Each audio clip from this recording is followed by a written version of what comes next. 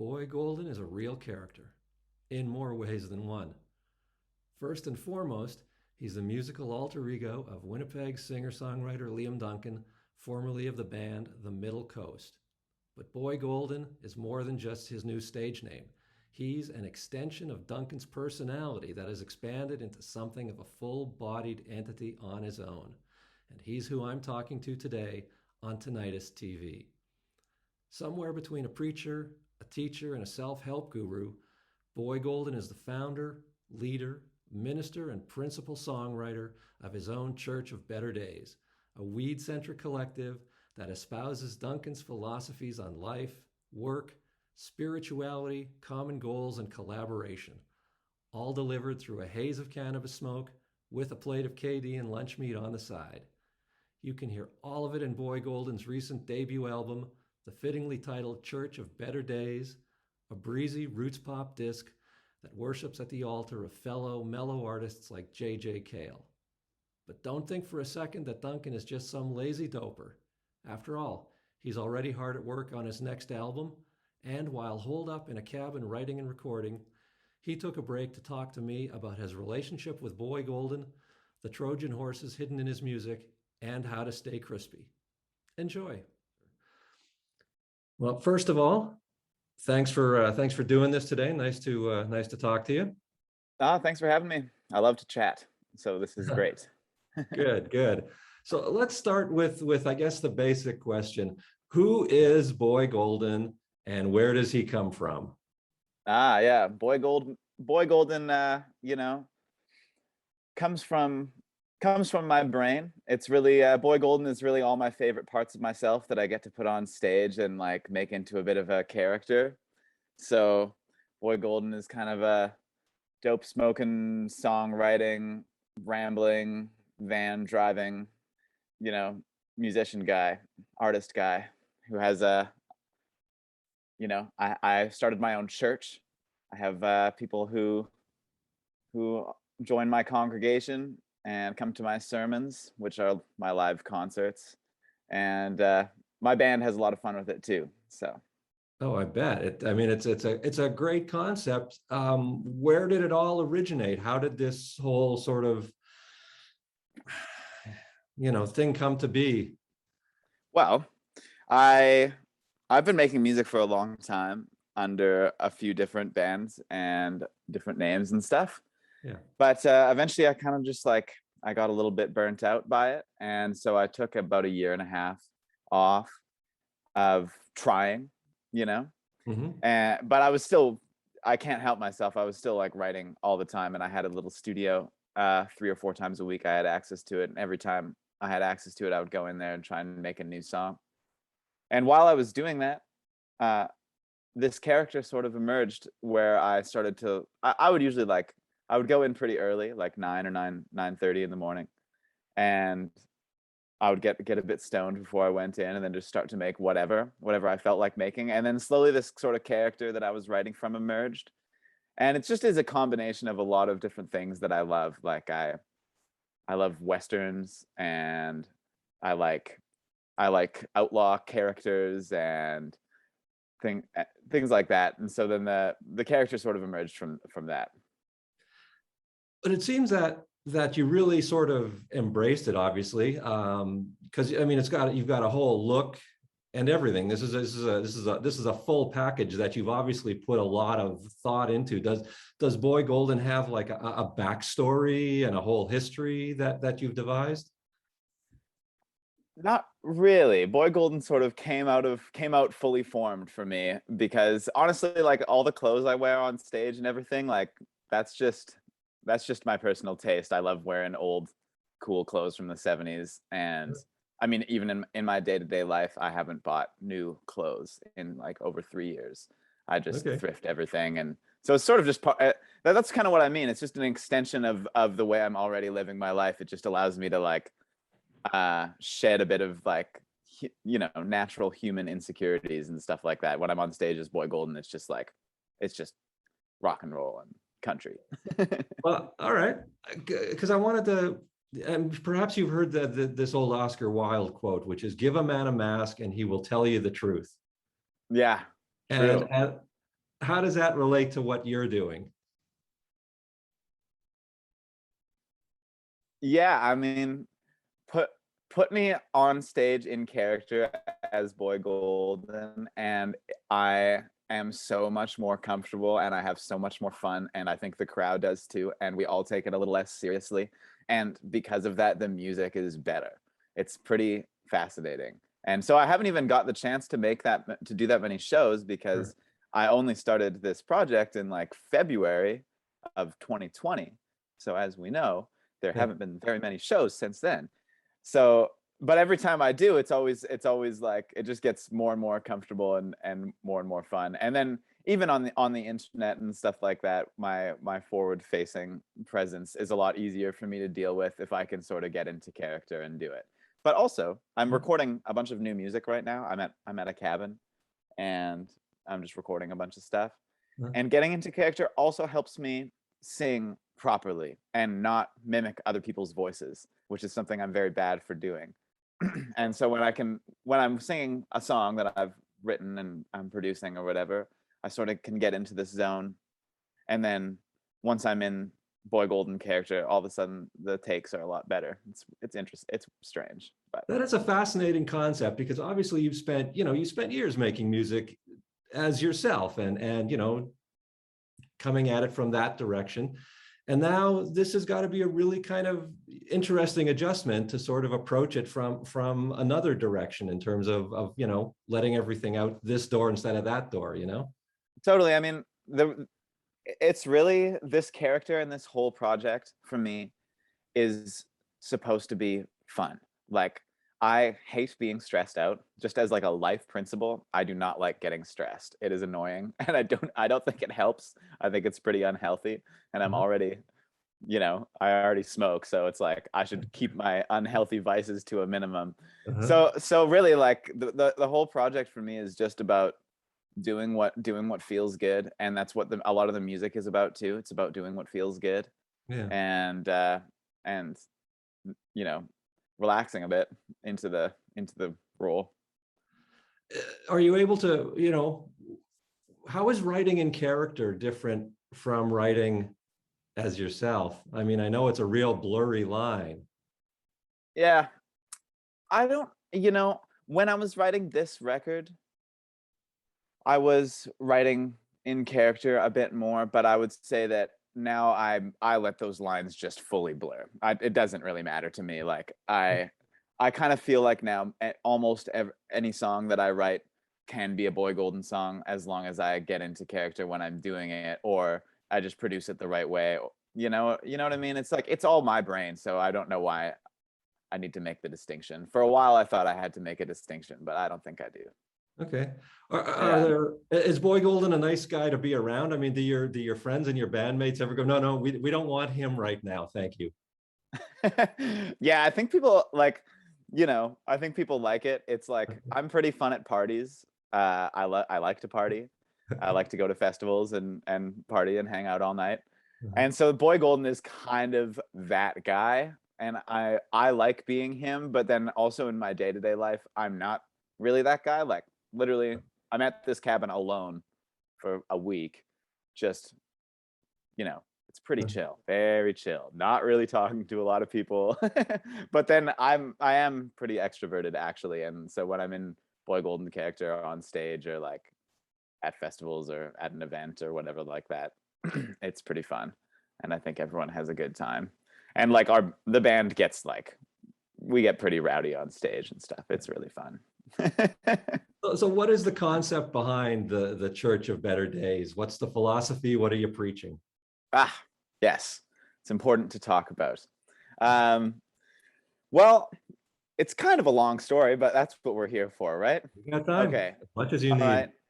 Yeah. So I had been thinking throughout this process of making these new songs, and throughout that process, that was also sort of blended with um, I've been meditating for a long time, and sort of I sort of came into like a really regular practice that I was really enjoying there, and so I sort of realized that for a long time I thought that well-being and mindfulness and like a healthy creative practice didn't go along with making really good music. You know, I sort of had this image in my head that I think a lot of people do of like, you need to be some sort of deeply emotionally, I don't know, chaotic artist in order to create art that is interesting and salient. And what I realize is that it's actually not true. I make the best music and create the most frequently and honestly when I'm actually feeling good, and when I'm going through like something really heavy, or you know, my emotions are all over the place, the music is less good, and honestly it usually just doesn't even come out. So then I realized that it's actually really important for me to take care of my both physical and mental and spiritual well-being. And then, you know, and then throughout my life, I've been not an overly religious person. I grew up going to Sunday school and stuff like that, but I kind of stopped when I was 12 and got into, I was like interested in Buddhism and various things like that. Got into meditation, but in a very secular way for many years. And now it's less so like that for me. I've been sitting with a Zen group for a while now. But anyways, getting a bit off topic there. Anywho, I was like, I met this gospel group when I was playing a festival with the Brothers Landreth, and they were amazing, some of the best musicians I've ever seen. And I got talking to one of the guys. We were kind of hanging out after the show. We were at the after party, and we had a really fun night together. We were hanging out, and he wanted to roll a big blunt. So I was like, okay, well, let's go make it happen. So we went on this big journey to a gas station and got the papers, and he showed me how to do it, and got really stoned, and it was really fun. But we got talking about, you know, the connection between music and spirituality, and gospel musicians, not everyone, but a lot of people are trying to be the best they can be and make the best music that they can to honor God and to honor creation or whatever. And so I thought that was beautiful, and I also loved how this guy was also just like hanging out and being a normal guy and like getting stoned and having fun. And I was like, there needs to be some sort of way that I can blend this for myself and have some sort of, because for me making music is deeply spiritual. It's probably the most spiritual thing I do all day. And I write a lot. I write, you know, when I'm at my peak, it's like a couple songs a week or so. Oh. And for me, that's like, that is always a really deep connection to something, because it's coming from somewhere and I don't even know where it's coming from. So I was sort of looking for a way to bring all of that together. And so I'm still working on it, on the philosophy and on that whole side of it. I want to make it more of a part of what I do as an artist, is share what works and what doesn't work for me, and maybe help people like find their own creative flow and creative practice that works for them. But anyways, I ended up writing the song Church of Better Daze about that experience of meeting this guy. And then after that, everything just clicked. I was like, oh, I can put this album out. It's going to be called Church of Better Daze. I'm going to start this fake church, and I'm going to like preach what I've learned over the last few years of like making music. Wow. That's where it came. And so where does the philosophy, and you're going to have to explain this to people, the meaning of stay crispy? It's kind of a joke, but it's kind of serious. Uh-huh. It came from initially this guy in my hometown, Lindsay, made these funny videos, and he would always say "stay crisp" at the end, and we all thought it was funny, so me and my friends would just say it all the time. But for me, it's you know, it's sort of taken on this. It's kind of become my slogan or whatever, because it just means like stay on the edge. You know, don't get too. If you get too hot, then you're gonna kind of like screw something up, you know. And if you get too cold, then you're not gonna make anything. So you got to do what you can to stay on the edge, be mindful, and stay with it, you know. If you get too excited, yeah, exactly. Yeah, exactly. Yeah, talking about it being a joke but not a joke, I mean, I was struck listening to the album that a lot of these songs, obviously, it's all very lighthearted, both, you know, lyrically and musically, and it's delivered with, you know, in a very upbeat manner. But underneath that, you're really Trojan horsing some more serious messages and some, you know, actual philosophy in there, right? Oh, thanks. Yeah, I would like to think so. Yeah. I don't think you get very far by just being super serious all the time. Mhm. For me anyways, like it's like that doesn't really reflect how life is. Life is serious, and then suddenly it's serious 1 second, and then the next second it's not. You know what I mean? Like go to we've all had the experience of going to maybe like a funeral or something really sad, and that's the mood. But at the same time, you can't help but laugh when someone says something funny, and that's what gets you through.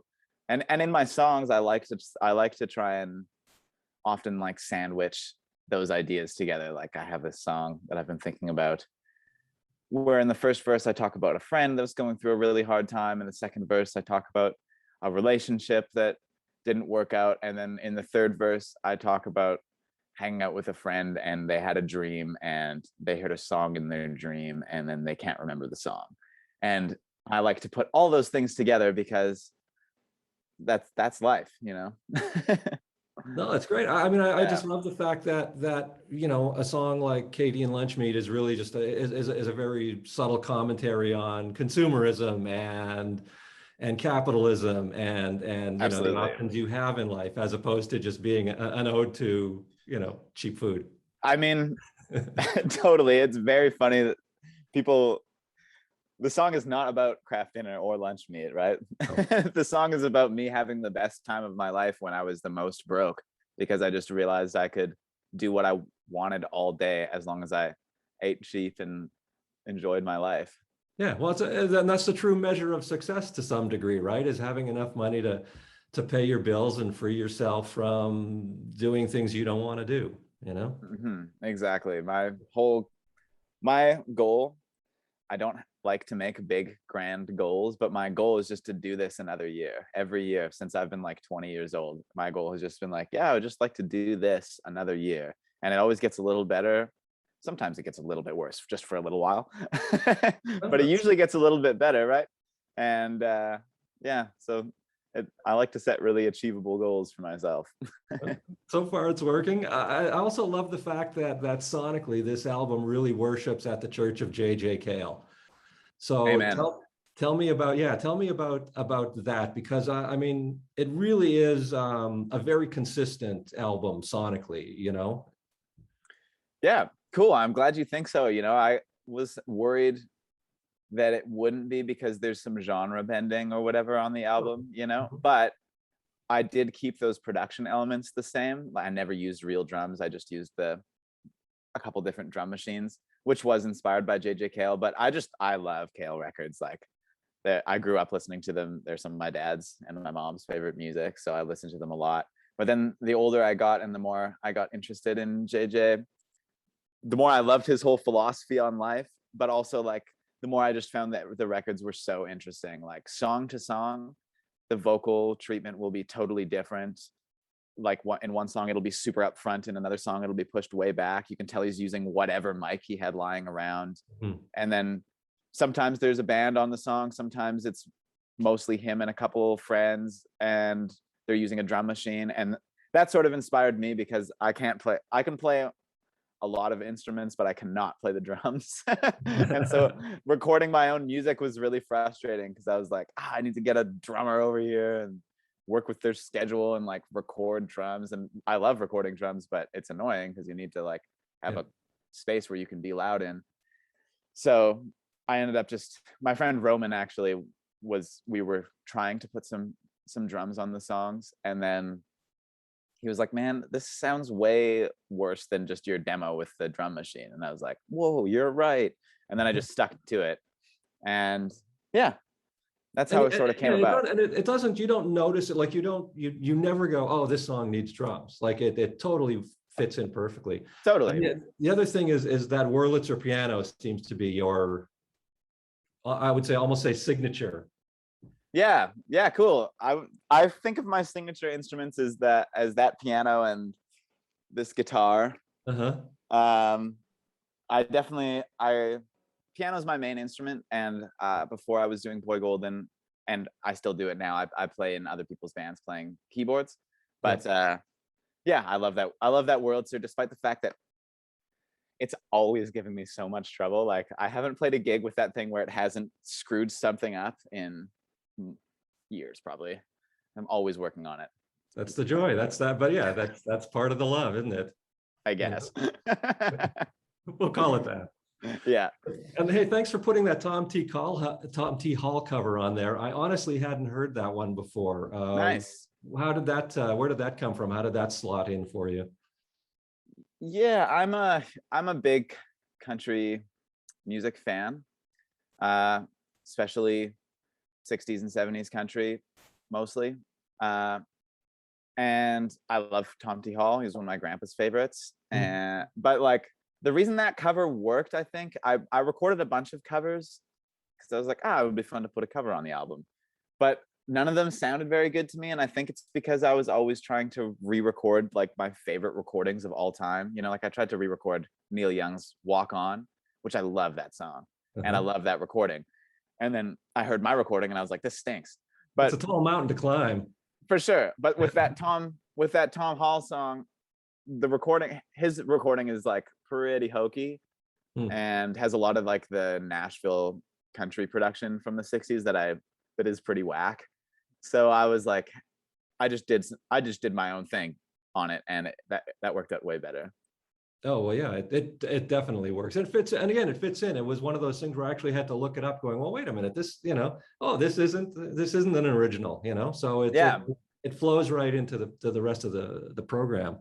So you say you're out there writing. How's that going? What's I presume you're starting to think about the second album. Yeah, I have written myself a lot of songs because I finished I finished Church of Better Daze in October, but at that point the production on it had already even been done for like 3 months or something. So I'd already been writing, and then I wrote a lot over the course of the pandemic. Me and my friends do a song club a lot of the time, especially during the winter. Have you ever heard of that? Tell me more about it. I don't know what you mean. Basically, me and a bunch of artist friends, sometimes I organize it, sometimes other people do, it just depends who's got time, but we start like an online group, and then every week you have to submit a song on Tuesday before you go to bed, and then if you miss it, then you're out of the group until we do a new round. And so the only thing that happens that's bad is that you don't get to hear everyone else's songs, but for me that's always motivation enough to like squeeze out some sort of song. So I was writing a lot of songs, and now I've got over 40 or so that I'm trying to record. So I'm working on one batch out here. I have been writing a bit too, but I'm mostly trying to just record some of these songs. Oh, okay. All right. Yeah. So again, working with the drum machines and just doing everything else yourself, huh? Yeah, you want to see? Sure. Got the tape machine there. Yeah. My reverb unit, and then you can see the rhythm aces hiding down there. Yeah, it's all there, man. Yeah. Wow. So I mean, are you very methodical in approaching this? Like, is it a get up and okay, I've got this song and I'm gonna plow through this song until the end, or are you kind of going, well, okay, I'll work on this, and then I've hit kind of a wall, and so I'm going to go over to another song and bounce around to do something else? How does it work for you? I'm not entirely sure yet because I'm really only a couple days into the process so far. I gave myself a week out here to work, and I kind of forgot. I was like, oh yeah, I'll be able to burn through like a couple songs a day for sure. But so far, it's taken me longer than I thought to do each one. And yeah, so we'll kind of see. Currently the process is like, I'm doing this all on tape, right? So it's kind of, you have to commit pretty hard to every decision. And so what ends up happening for me is I'll like do a track, do a vocal, and then I'll usually end up having to redo the instrumental because the vocal is better than the instrumental. And then I redo the vocal usually because now the instrumental feels really good, but the vocal feels a little weird. And then like I just kind of go I chase my tail until there's nothing that I hear that I don't like. that's And kind that's of when how you it know goes. you're done? That's when I know I'm done. Yeah. Wow, Yeah. that sounds like a process, sir. Yeah, it's pretty fun. It's like yesterday I slaved over a banjo track that still is not working. But whatever. It's a great way to spend the day. All right. So at this stage, musically, does it feel like you're picking up where you left off on the first album, or what? Or do you know yet? No, I definitely know. Okay. I would say that it's different, but it's still me. It's still the same. So there's one collection of songs that feels like Church of Better Daze 2.0. Like, so a lot of the subject matter is kind of different, a Right. little more storytelling and stuff like that. But the feeling of the album is similar, like pretty high energy and fun. But then there's another collection of songs that is different, more traditional feeling. I have a big soft spot for bluegrass, Appalachian music, Celtic music. And that's been coming out in my writing a little bit, and I've been actually really happy about it because I love singing it. It's so fun, and I love playing clawhammer banjo, and it's so fun. So Well, and I could see that being totally being a path that you could go in, even off of this album, because that definitely it links up, and I don't know, I see a snake handling video in your future somewhere. yes, good idea. Love it. So Yeah, I how mean, long? Uh-huh. go ahead. Go ahead. No, go. You were. I was just gonna say that some of my favorite tracks on Church of Better Daze lean that way a little bit, like Smoke on the Breeze is probably my favorite song. Yeah. And that one uses a lot of harmony and melody that I think of as sort of it's a little bit Appalachian feeling. Yeah, like, and that again, that southern gospel-y, it would all fit in perfectly. Yeah. Get some Louvin brothers in there, and you're good to go. Yeah. So do you have any sort of thoughts on how long you're going to sort of stay in this character, or how long you're going to use it, or are you just kind of following the trail along and going with however it feels good to you? Because I'm wondering if at some point you're concerned about maybe being trapped in the character. Yeah, I've thought about that, but I felt way more trapped when it was my name. I feel like I can do whatever now. Like it's Yeah. like I feel much more confident that I could probably make almost anything work as Boy Golden, and I'm much happier being Boy Golden when I'm playing. So I don't think so, but I'll let it. I don't like to make plans that far in the future. I have at least 2 albums worth of material that are going to be under Boy Golden, so that'll keep me busy for a couple years.